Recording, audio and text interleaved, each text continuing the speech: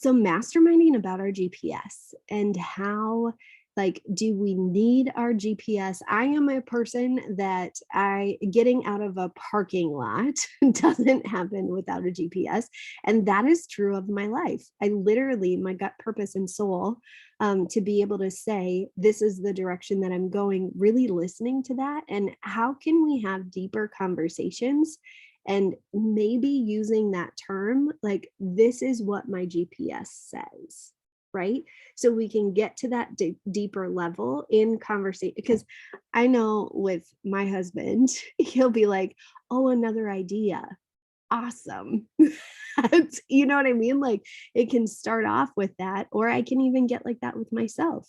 But when I know that something is sitting on my heart and like heavy on me, there could be a different level with that. So just thinking about that. And we will have more time when we come back. So we're going to take every second of the 40 minutes and we're going to get it done. Okay, we'll see you when we come back. Bye.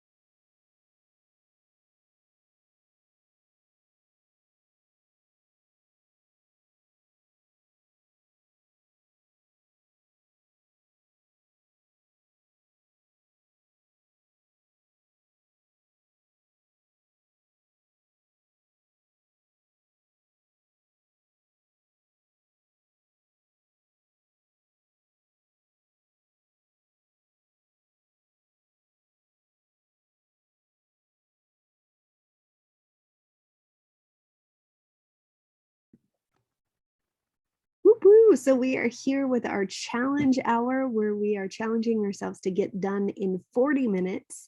Something that we've been putting off for a long time that has felt overwhelming, or we just haven't gotten it done.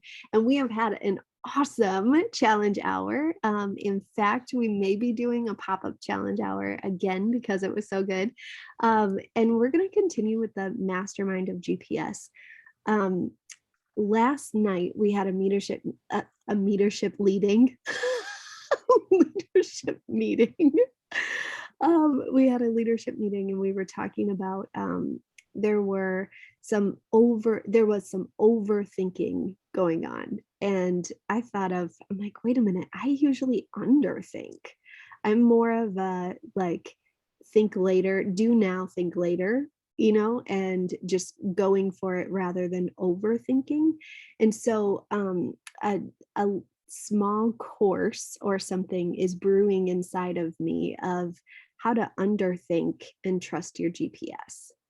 So, how to trust yourself, what's inside of you that is leading you in a direction, how to trust yourself with that more than overthinking something.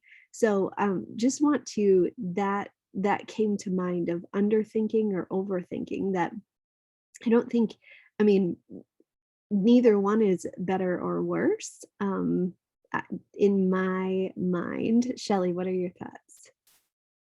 Well, I was just thinking about it in terms of, so that can either be the best or the worst possible advice for me, given the circumstances, right?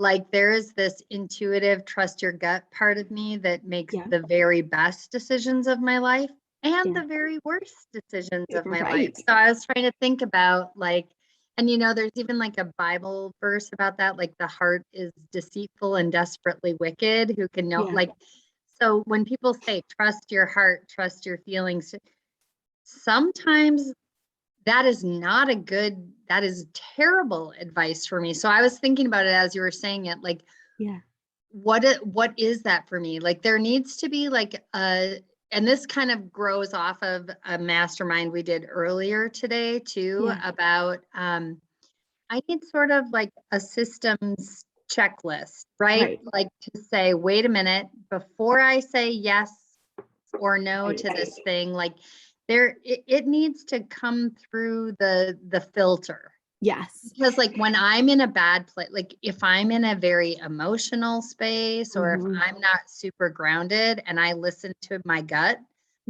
gives me terrible advice. Like because it just wants out of like I just think people do that, right? Even with huge life decisions, sometimes people throw away a career or a relationship or something like that, and they think they're going with their gut.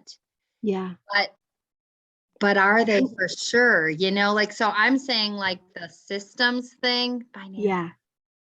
Like I love where you're going with trusting your GPS, but it needs to be not malfunctioning. Yes.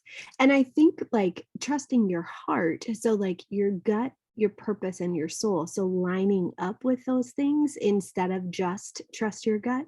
Because my gut, I mean, my gut personally has never led me wrong. Like even in things that I know that I'm doing wrong, like I quit a job that I knew that I was not meant to quit. But I knew that they would be taken care of. It was when I was a road manager. I knew that they'd be taken care of, even though I was making the wrong decision. Like that's the one time that I went against like my gut. So in my life, in my experience, when it has been my gut, I've never been steered wrong. But maybe because there are other, like systems. Well, maybe it has to do with like how aligned those things are in a person. Maybe it has to do, I'm just saying like there have definitely, I want to be really just transparent about that one of the reasons I stay pretty close like to Jim in making major decisions is that I want to trust my own intuition and feelings on a thing, but you guys, I don't have the experience to back it up. Like there are just I did it again this summer. There's like a certain person that I let into my life and Jim said to me, I don't think that's a good choice. And I went through all the reasons why I thought it was a great choice. And guess what? I have to trust his gut in that. He has that skill set. And, Yeah. so like, is it that I can Yeah. trust it when I'm in my lane? But Right. like, I love the idea of a course for that. And I mean, that would Yeah. be a thing I would buy because I Okay. find it challenging. Cool. That's like, it literally just came in my head last night and tonight. I'm like, I think I need to make something of that. I think there needs to be a course. So thank you. That's awesome. And it's 3:02. So would y'all like a pop-up hour, another challenge? I would definitely do one if you guys are up for it. Yeah.